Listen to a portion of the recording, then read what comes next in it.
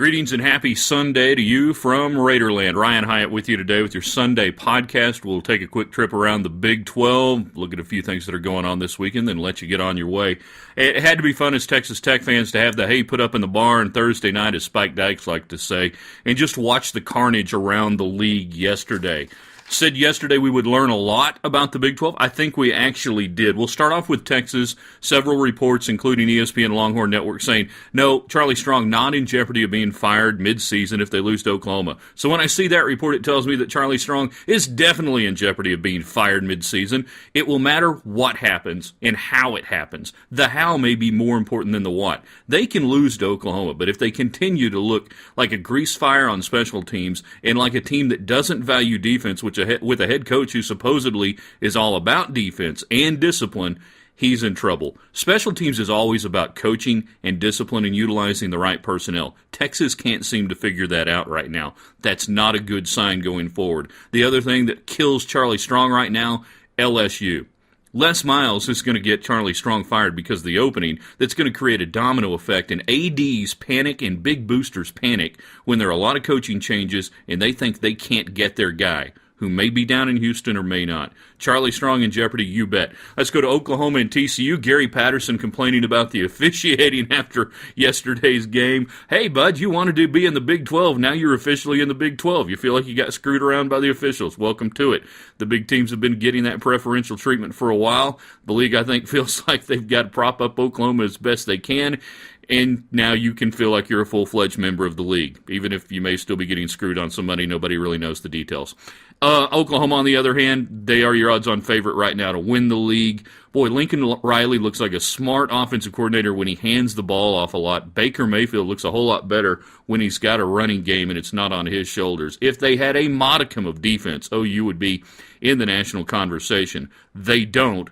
They won't be, and it won't matter, but they're still probably going to win the league. Speaking of defense, Saturday was the day that defense officially died in the league, minus Yoda, the Jedi Master, Bill Snyder. If it weren't for Kansas State, nobody could play defense in this league. Thanks to Bill Snyder in Kansas State, not only can he stop your offense, but he can stop his own offense as well. They're the opposite of Oklahoma. If they had any sort of offense, they'd be dangerous in the league this year. They don't. It's going to be interesting to see what happens next week with Texas Tech and K-State, how that defense stands up, and what that offense will try to do on the ground against the Red Raiders. It'll be a strong running attack. They'll try to rush for about 700 yards against Texas Tech, and they may get about halfway there before the day is done. Good win, by the way, for Dana Holgorsen, who's been running the ball more this year with West Virginia. The Wolves weren't necessarily howling, but they were making noise.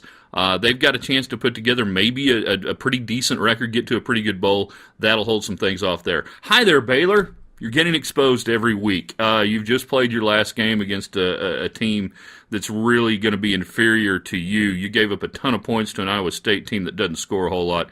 You're not going to be very good the rest of the way. The good news for Jim Grobe and the Bears, you play in the Big 12. So, it may not matter when it's all said and done. And the mullet lives in Stillwater.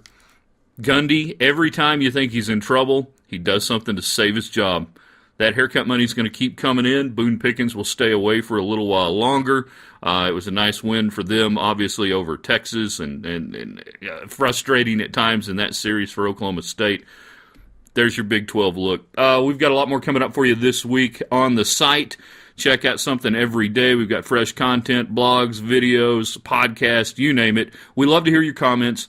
And also, I want to remind you today, while you're sitting there watching NASCAR and Ryder Cup and NFL, hopefully in that order, or let's go Ryder Cup, then NASCAR, and maybe we get to the NFL, maybe we don't. Domino's.com, Domino's Pizza, official corporate partner here of Raiderland. We want you to go to Domino's.com, order up some great pizza, have them bring it to your house, and then tip like crazy, because they risk their lives to bring you that pizza. Thanks to Domino's, they help make it go right here in Raiderland. All right, we'll see you guys soon. Drop us a line on the page. Get us some questions, comments, or anything else.